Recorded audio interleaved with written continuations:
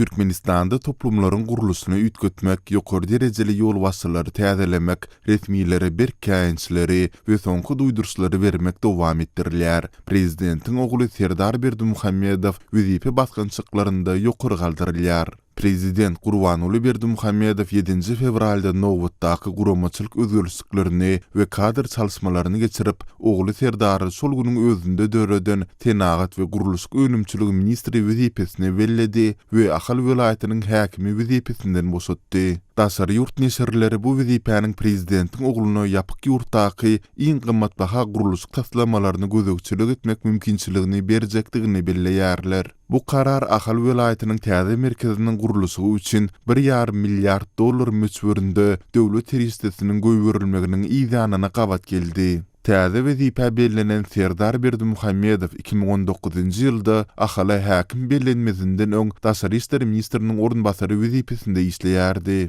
Ol Daşary işleri ministriniň orunbasary wezipesine 2018-nji ýylda mart aýynda geçirilen parlament saýlawlarynda ýeňiji bolup, gaýtadan deputat taýlanandan soň bellenildi. Mundan öň ol 2016-njy ýylyň noýabrynda wagtyndan öň geçirilen saýlawlarda Ahal welaýatynyň düşük saýlaw uçastygyndan deputatlyga saýlanan bolsa, 2017-nji ýylyň martynda mejlisiň kanunçylyk boýunça komitetiniň başlyklygyna saýlandy. Serdar Berdimuhammedowyň ýol wasylygyň döwründe Ahalyň ýurtda ilkinji tanystyrylan welaýat bolandygy, paxta planyny ilkinji bolup doldurandygy habar berildi. Ýöne muňa garamazdan prezident mejlisiň dowamında owu hojulugyndaky kynçylyklary, şol sanda ýurtda zerur bolan buğday hasylyny ýetişdirmekdäki problemalary bölükleýin boýun aldy. Döwlet baş tutanynyň Serdar Berdimuhammedowa ýüzlenip aýdan sözlerinden çen tutulsa, onuň täze wezipesiniň döredilmegi ýurtda alınıp barilen guruluşyklary zerur teristler bilen üpçün etmekden guruluşyk materiallarynyň öndürülüşini artdyrmakdan ibaret.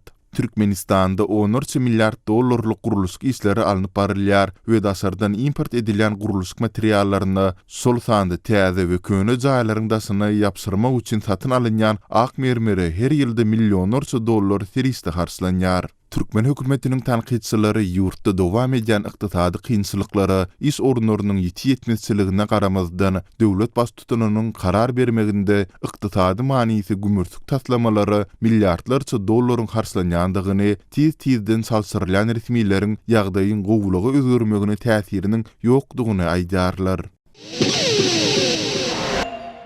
Türkmenistanda dowam edýän ykdysady kynçylyklar we işsizlik bilen baglykda Lebap welaýatynyň Köýtünnaň we Kerki etraplarynda ýaş maşallaryň arasynda aýrylşmak hadiseleri köpelýär diýip Azatlyk radiosynyň habarçysy bu regiondan habar berýär. Howpsuzlyk aladalary sebäpli gizlinlik şertinde söhbetdeş bolan Lebaply habarçy munyň bilen bir wagtda çağalar üçin alimenti töläp bilmeýän adamlarda has köp görse bolýandygyny aýdýar. Soňky ýyllarda ýaş maşallaryň arasynda aýrylşmak hadiseleri görnetin artdy. Muňa sebäp bolýan esasy zat işsizlik bolup, erkek adamlar maddi taýdan maşgalany yeterli derejede üpçün edip bilmeýärler. Bu bolsa aýal bilen erkegiň arasynda dawa jenjeliň döremegine we olaryň nikahany bozmagyna getirýär diýip habarçy 10 fevralda gurrun berdi. Onuň sözüne görä bu maglumatlary agdalan etraplaryň prokuratura we polisiýa edaralarynyň gizlinlik şertde söhbetdeş bolan iş ýerleri hem tasdiklaýarlar. Sebäbi olar bu edaralaryň esasy iş wagtyny aýrylşan jüwütleriň arasyndaky dawany şol sanda aliment meselesini çözmäge sarp edýändigini aýdýarlar. Aýallaryň köpüsi özleri bilen ýaşaýan çağalar üçin aýrylşan adamsy tarapyndan tölenmeli alimenti alyp bilmeýärler. Şonuň üçin olar polisiýa ýa-da prokuratura edaralaryna ýüzlenýärler. Häzirki wagt aliment tölemek meselesi tutuş Lebapda uly mesele diýip habarçy Lebaply prokuratura iş ýeriniň biriniň sözüni getirdi. Azatlyk radiosu bu barada Köýtünnaň etrap statistika bölümünden komentari alyp bilmedi. Kerkiniň statistika bölümü bolsa ýaş çatynjalaryň arasynda aýrylşanlaryň köpelmän azalýandygyny ma'lum etdi. Mana aýda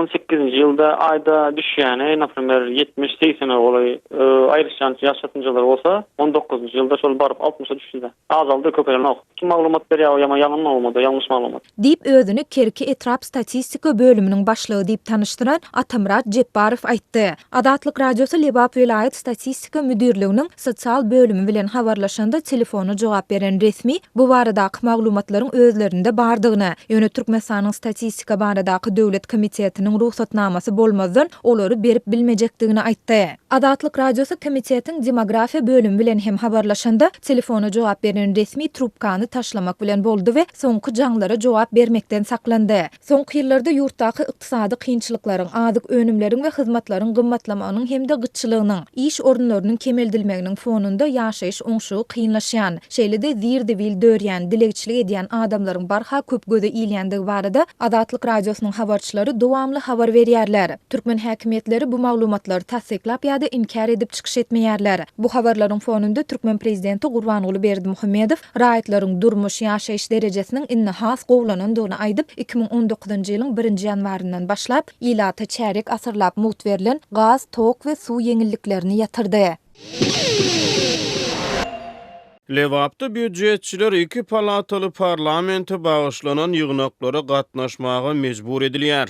Olarda siyasi parti wekilleri üýtgetmeleri öwüp çykyş edýär. Türkmenistana baş kanuny üýtgetmeleri ýermek kanun çykarjy ulgamy 2 palataly sistema geçirmek boýunça hödürlenýän täze kanunyň fonuny häkimetler teklip edilýän üýtgetmeler bilen baglykda ila tarasyna düşündürişi işlerine girişdi. Geçen hepde Lewapda häkimetler büdjet işgärleriniň mejburi gatnaşdyrylmagyny täze üýtgetmeler boýunça wagty işlerini geçirdi. Olarda Türkmenistanyň erk ygtyýarsyz hasaplanýan kagyd ýüzündäki siyasi partiýalarynyň yerli wekilleri täze konstitusiýon özgertmeleri goldap çykyş etdiler. Duşuşuklary yerli büdjet işgärleri şol sanly mugallimler we lukmanlar mejburi gatnaşdyryldy. Geçen hepde Lewapyň Farap hemde çärji we traplaryny döwlet guruluşyny üýtgetmek, kanun çykarjy ulgamy 2 palataly sistema geçirmek we bu karary goldamak boýunça ýygnaklar geçirildi. Olary büdjet işgärleriniň tas ählisi gatnaşdyryldy diýip Azatlyk radiosynyň yerli habarçysy bu barada 10 fevralda ýiberen habaryny aýtdy. Onuň maglumatlaryna görä duşuşuklarda ýurtdaky 3 siyasi partiýanyň